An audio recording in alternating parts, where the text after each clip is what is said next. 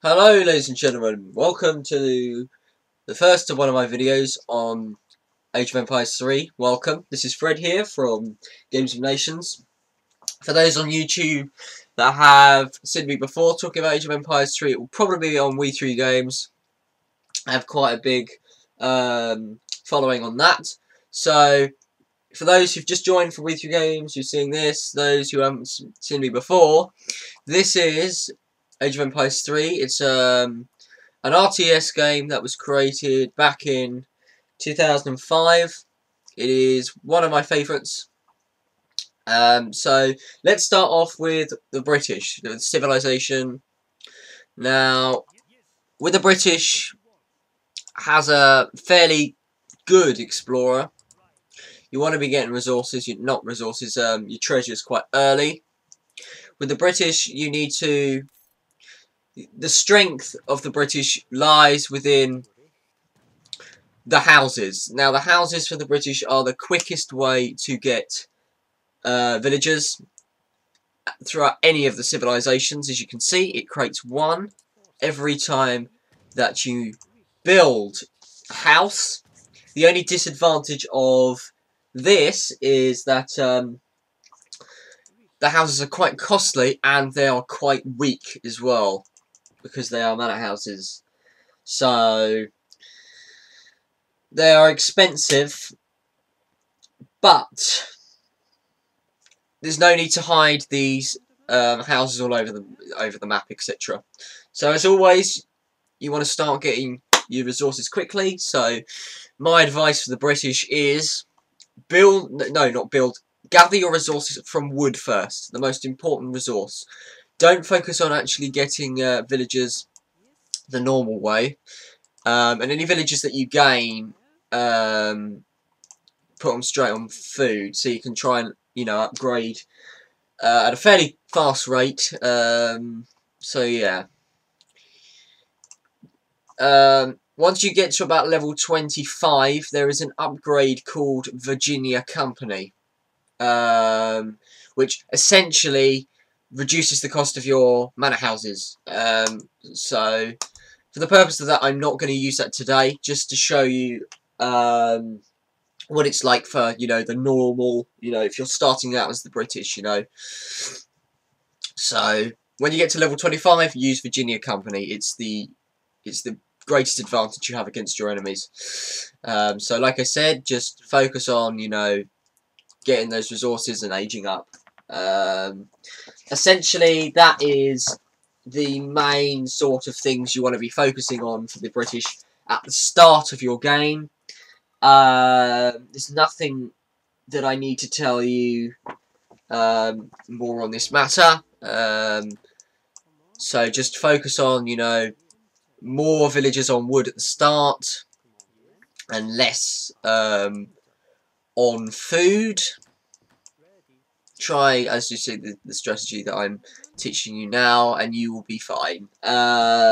Anyway, enough of me for a bit until I get to the next stage, and then I will tell you about the Britain's unique units. Okay, one thing I forgot to mention is that you want to upgrade your wood gathering in this age. And if you're wondering why it sounds like I'm being attacked, well, I am. An enemy explorer decided to have a little hissy fit and decided to, for some bizarre reason, start attacking my villagers. So I have to deal with that situation, which is a bit stupid, really. I'm going to get some gold to start off that production. Anyway, on to try and get to age 2 without any weird and choosing. It depends on where where you are, what map you are. For this instance today, I'm going to do the outpost wagon because the British are very good at the turtling strategy type. If you want to find more about turtling, go watch my video on We3 Games. I'll put a link somewhere on here, because turtling is the British advantage. That's my explorer that's just died. I can retrieve them in a minute.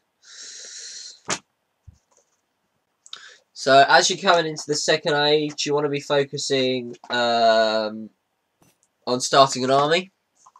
Just a small army, not too strenuous. There's your outpost wagon. I'm going to place that. I think I'm going to place it here because there might be some enemies on the left side or the right side. I don't know. Just going to move my villagers over so I can get food resource. Hunting is a faster way of getting resources than berries or farms. Always start with that. There's no point going for these because they don't get this to the full health, you know, sheep. So, oh god, I forgot about this. I keep on forgetting about upgrading the resources. They're the most important thing. And I forget, you know. Anyway, I do it eventually. But I normally focus on trying to age up, you know. And then focusing on whatever you need to do afterwards. So, as I'm waiting to get 200 wood so I can get a barracks. Oh look, the explorer's back up. So let's do some exploring. Okay, I've got a woman standing there, waiting for some kind of wood resource to come.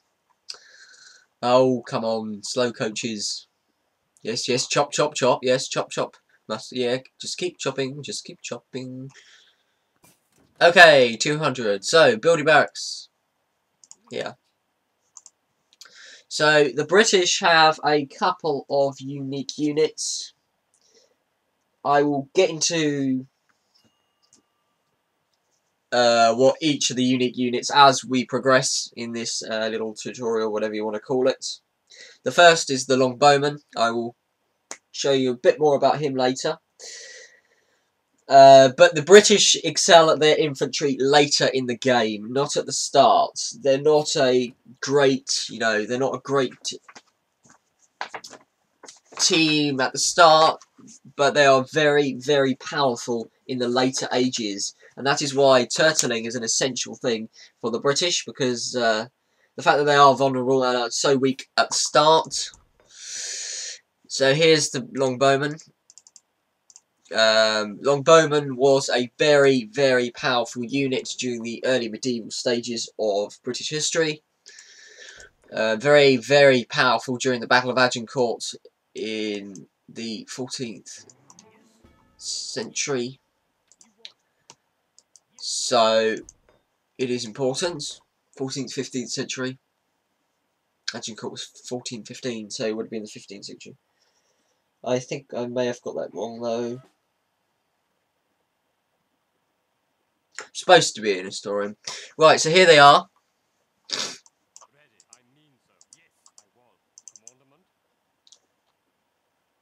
So there you go. They are a long-range archer and good against infantry. So they're very good units to use for the first and second ages because you'll be going against pikemen and crossbowmen. Crossbowmen, as you know, can't fire as you know far as these longbowmen. So these are very good people to use for defence in the early ages.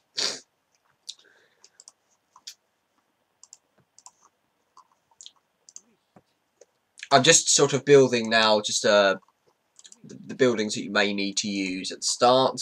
Focus on trying to get more villagers at the shipments because they're free. Get some outposts, and if you've got the upgrade for the captain, which is to give your explorer a powerful canine unit to help aid the battle, go ahead. Or you can get musketeers for defence, but I tend to save them for later during warfare. Musketeers are another one of the British unique units, but they're not. They're everybody. I mean unique as in when you get to the sort of the 4th age, you have these. You have an upgrade called Redcoat, and they're very, very powerful. Quite a lot of the civilizations have musketeers, but they're not as powerful as the British Redcoats, and that's historically accurate for the time anyway. So just focus on getting your villagers through houses once more. Split up your resources equally, and that's pretty much it for the first couple of ages. You want to just sort of keep on par, you know, defending, saving resources, and trying to get to the next ages. You want to be sort of focusing, like I said, on wood, like I said before. Then just get food. Gold is not really that important to the later stages. So yeah. Unfortunately, sometimes things don't go to plan, and this happens. Your food and your resources start to go a bit low. At this point, ring the town bell.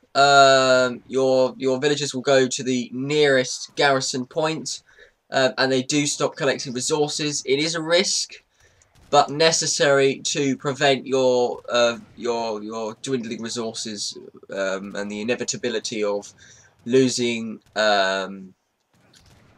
So yeah, this is essentially my longbowmen and my musketeers poning the arses out of the Ottoman Empire. So I now know where they're attacking from, so that's where I'm going to now put my defence. And it also does sort of tell me that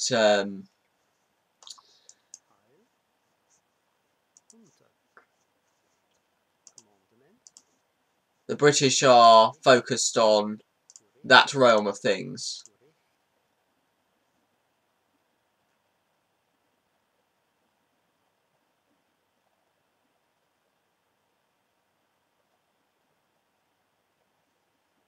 So just build houses. I've now got to regain some villagers. So since I have an overbearing food resource, I shall create villages the normal way in order to preserve the conflict that just happened and to regain my resource gathering. Thank you for bearing with me in that situation. It was did not expect it. Now we're in the Fortress Age. I can now pay your attention to show you the other units in the British arsenal. So we have the Dragoon,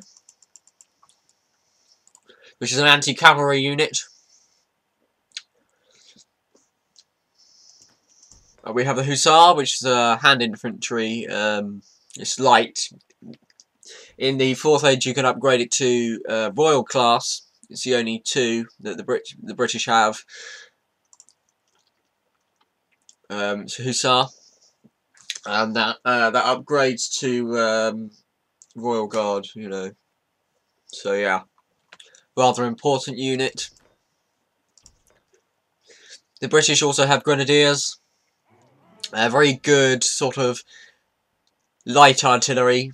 They're very good against infantry and buildings, so one to watch out and one to upgrade, you know.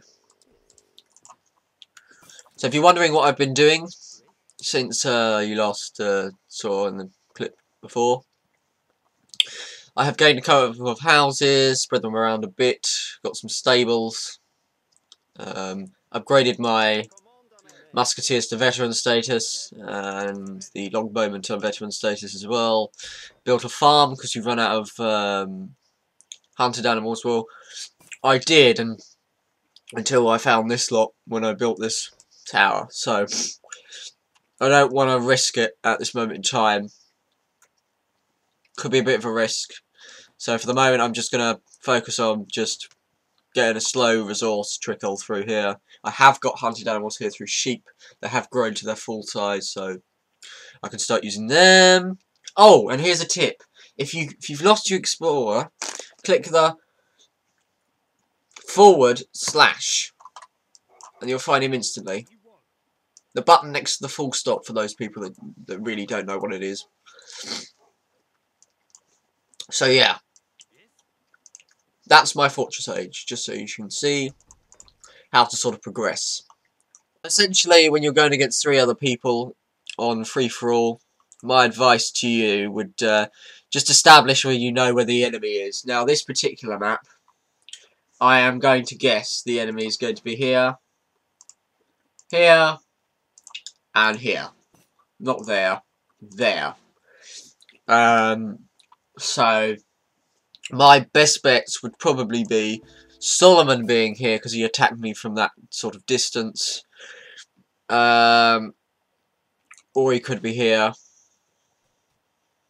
I mean, because look, there's a ship there with Solomon's name on it, so anything can happen.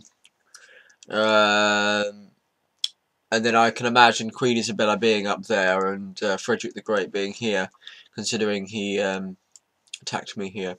But I could be wrong. I'm not always right. Right, I'm going to focus on getting gold now. Once you can get a fortress for defence... Oh! Looks like I was semi-right. Looks like he does come from that period up there. So, since he's using hand cavalry, I think it's wise to go in with dragoons, don't you think? Because they're anti-cavalry. So let's see them in action here.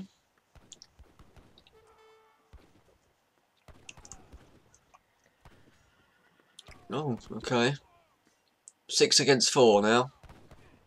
6 against 2. No, 4 against 2. There you go. There's the results, ladies and gentlemen. The dragoons are very good against hand cavalry. One to watch out for. Oh, your new best friend in the 4th age when it arrives is the Arsenal. It's something that you want to sort of focus on when you get into the 4th age, not necessarily in the 3rd age. So you want to upgrade your soldiers, essentially. And look at this. It's the Ottomans. So I was originally right at the first time. And I do not know why they attacked me from the north, but yeah. But anyway, the 4th age is upon us, where the most important things happen. Oh, come on, Mr. Polar Bear. We all know we love you, really.